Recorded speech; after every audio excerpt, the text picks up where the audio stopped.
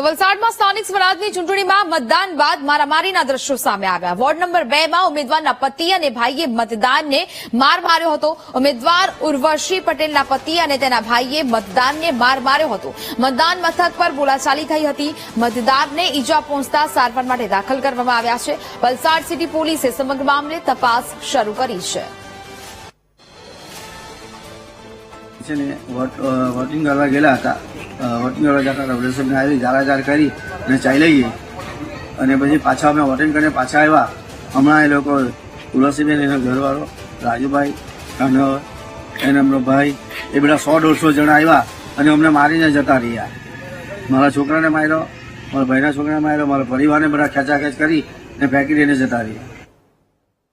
સંવાદદાતા માનવ phone line પર જોડાયા છે। માનવ, વલસાડમાં સ્થાનિક સ્વરાજની ચૂંટણીમાં મતદાન બાદ મારામારીની ઘટના સામે આવી છે, શું વિગત?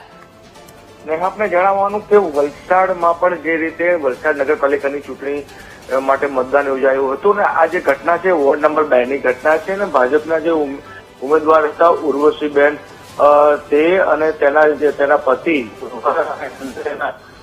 નાગરિકો દ્વારા રાઠોડ પરિવાર પર હુમલો કર્યો હતો।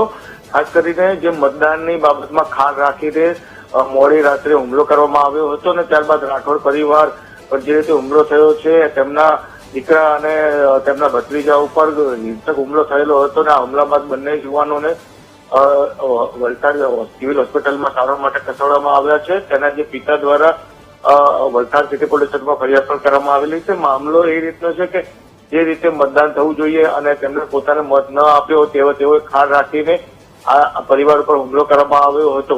જી બિલકુલ માનવ, જાણકારી બદલ આપનો આભાર।